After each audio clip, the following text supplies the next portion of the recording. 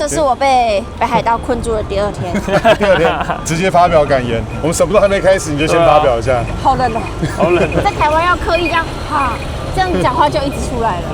老师，我们今天在哪里啊？我们现在在南小樽站。我们今天这一集呢是小樽哦，我们北海道呢这一趟来，预计应该会拍个3集左右。不要讲得太早。对，我说预计嘛，所以你看我都说我们现在都超保守的。今天呢，我们就带大家逛一下小樽。那小樽这个地方呢，我觉得大家应该都是来一次，差不多就不会再来的地方。我觉得小樽这个镇本身是很美的，所以来这边生活啊或什么的感觉不错。但如果以旅游来说的话，它的景点可能没有那么多。那小樽到底有什么好拍的呢？能不能凑出3个景点呢？这我也不是很确定。不过呢，反正我觉得今天我们就一边逛逛地方，然后一边拍，一边跟大家分享一些在拍摄上面的一些心得。我们首先推荐一下，就如果今天你要逛小樽的话，你是第一次，你也是搭 JR 的话呢，我会推荐就是你可以坐到那个南小樽站，然后再从南小樽站呢一路往小樽站走，所有你要逛的、要吃的，大概就在那条路上，80%的东西了。所以我们今天就是照着这个最简单的行程，我们一路从南小樽就往小樽站走。好，我们赶着中午要去吃一个厉害的东西。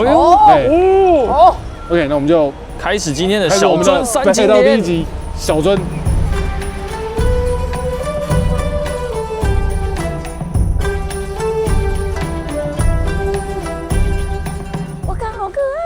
你不是想看雪人吗，玉涵？我终于看到雪人了。你昨天不是说都没有雪人？好可爱哦！好可爱哦！而且这里面还有小只的，可以把眼睛放好。可是这应该是要等它软软的时候就做。对，现在不能了，现在已经没有办法了。对啊，因为现在已经硬掉了，可惜啦，没有机会了。下新的才可以。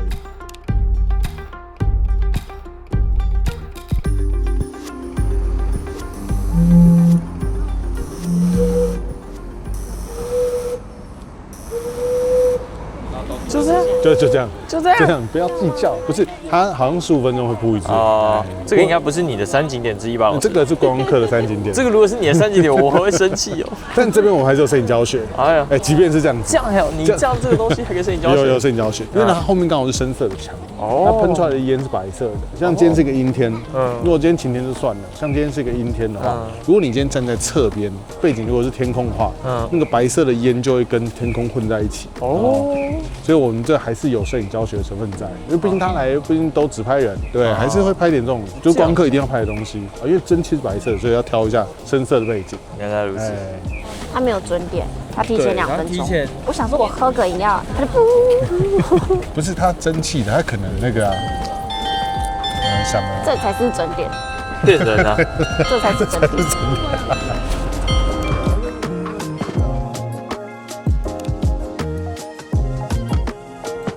走了这么久，我们就沿着南小樽站一路往小樽站的方向走，那就是商店街啦。那其实我相信大家来应该还是要逛一下商店街，就是卖一些里里扣扣的东西嘛。那该买的都买了，该拍照了吧？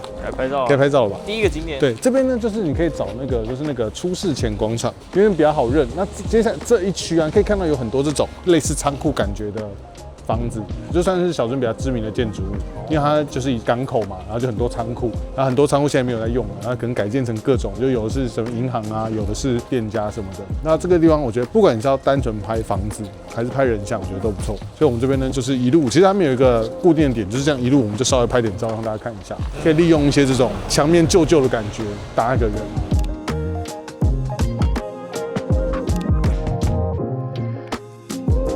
不要说那个台湾都会用一些招牌把那个景点弄得很丑，其实我觉得这边也差不多啦，是吧？确实，其实这个房子应该都是当年留下来的，都蛮漂亮。像这是派出所，可是因为现在已经全部都是在卖甜点了，所以整个包起来就也看不出原样的。其实也包得蛮夸张的啦，说实话。所以不要说什么都台湾都是那个，我觉得也差不多啦。确实，观光景点就没办法。就是我觉得小樽这边很有趣，就是因为很早期就是可能那个外国人进来，就欧美可能进来就是香港，所以它会有很多那种欧式的建筑，所以你可以看到就是那种很日本传统的房子，那个屋檐跟那个欧洲的那种塔靠在一起的感觉，好特别哦。对啊，就我觉得这边除了拍人，我就可以拍这些建筑的细节，我觉得蛮好玩的。一下子是欧洲的，一下子就是日本的，然后就整混合在一起。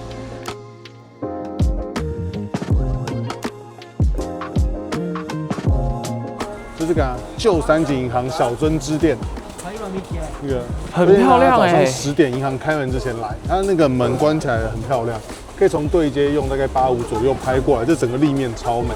那因为我们一路玩过来，它已经开门了，你看已经开门了，所以没办法拍给大家看。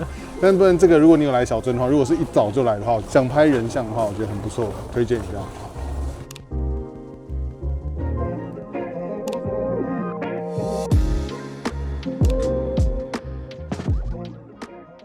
我们在那个小樽的若基时代，我们怕路人要经过，我觉得我们这真是太荒谬了。我觉得我没有办法在这个状态下介绍太多。对，因为我觉得大部分人来小樽应该主要还是吃海鲜啦，毕竟这边有那个寿司一条街嘛。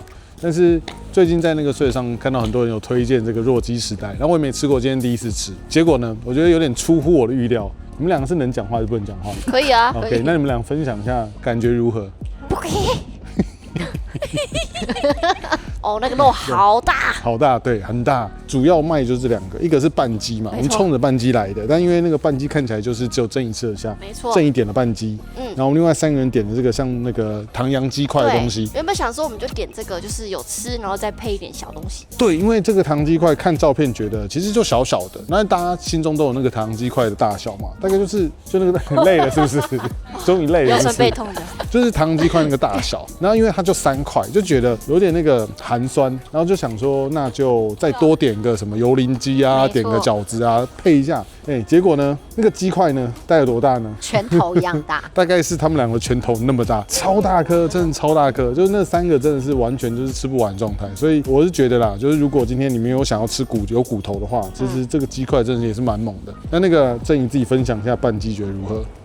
我觉得半鸡吃起来真的是分量很多，然后我觉得你们的那个吃起来比较嫩呢，南蛮的那个吃起来比较嫩。这个因为它主要是鸡腿的部分，因为你有比较多胸的部分吧。对。但我们看隔壁都是2个人点3个半鸡，没错，他们都1点5只鸡，因为它价格很便宜，它的那个半鸡的 set 是1300，然后呢这个是880，所以蛮便宜的。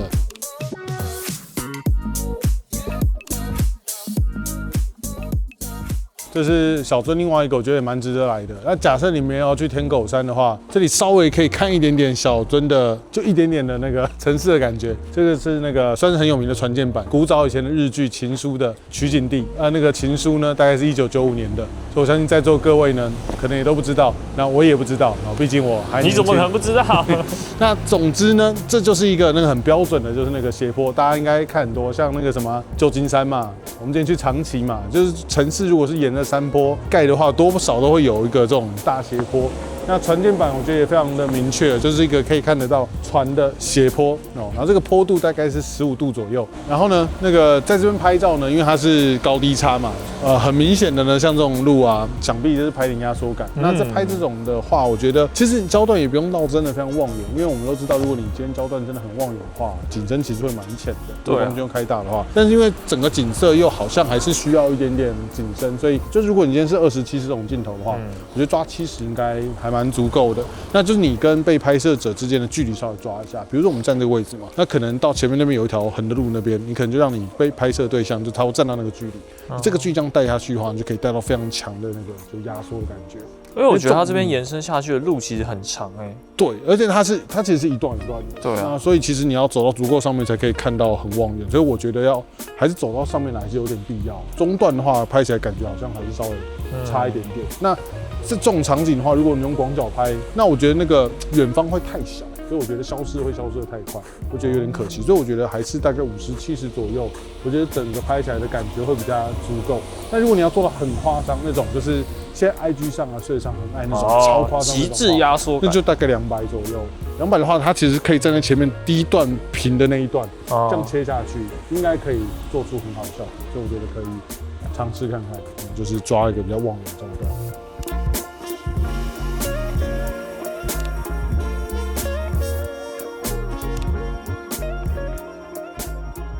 那我们现在呢，就到了，基本上来小樽，没想到在路边对，就基本上来小樽呢，大家就是为了来这个地方，传说中的小樽运河，最知名的景点，明信片一定会有。小樽观光，任何观光相关的东西，什么首页什么的，一定都是放这个地方，就是这里，就这个位置，就是小樽运河。那我第一次来小樽之前呢，也是对于小樽运河充满了想象。网络上看过各种照片，觉得小樽运河真的太美了。来到现场之后呢，我就发现难怪网络上那些照片都拍一个角度因为就只有这个角度。你身为一个摄影师，你找不出另外一个角度吗？这个我要讲了。我平常都会讲说，我们到了一个地方，尝试找出跟别人不一样的角度。小樽运河呢，就只有这个角度，它就只有这一段。对，因为如果你再去前面另外一座桥啊，你拍过去旁边甚至不是仓库，所以你右边带到仓库，然后带到运河，就只有这个位置。大家应该可以理解为什么，其实过去啊，频道在介绍北海道的时候，我都会说小樽我没那么推的原因，就是因为在这个地方，我觉得雪季晚上点灯可能蛮美的，但平常来，像我们今天是一个又是阴天，然后雪又剩下残雪，然后人又很多，你就会觉得大概是那样子。但我真的觉得，就是以小樽来说啊，如果你真的要问我的话，我觉得小樽最适合的方式应该会是，你可能花比较长的时间。喝个咖啡，然后在这个巷子里面转一转。小樽有个很漂亮的地方，就这个季节来啊，远方的山都有雪，可是小樽的三面环山，一面面海，所以你看你这样看出去远方，你看那边的道路远方，看那边的远方都是雪山。如果空气品质很好的话，我觉得小樽这个地方啊，跟南投蛮像的。就是南投啊。玉涵看一下，玉涵表达一下，有没有什么感想啊？不错啦，不错，但就是好像到处都有，福冈也有那个眼镜到处眼镜桥那个，好狠。小樽的话，我觉得如果你第一次来北海道，我觉得安排个1天还蛮足够的。然后有一些比较郊外一点的，比如说有那个红色那个灯塔，那再往北再开大概20-30分钟过去，还有天狗山的缆车那个地方，就是这些地方你可能就自驾会再方便一点点。以上。小樽我们这边就大概简单分享到这边。那郑颖对小樽有没有什么看法？原本以为它是一个很乡下的地方，但其实我发现啊，好像还蛮现代的，它是观光热点很多它是观光热点，但是比我预期的小。小樽就真的是小。小樽呢？玉涵呢？就真的是一日游就够了。对啊。好，以上小樽的3个景点，算3景点吗？勉强啊，就是里口凑一凑，好不好？那个炸鸡不错，好不好？其他的就交给其他人来分享了，我们就下期影片再见，拜拜，拜拜，拜拜，咻。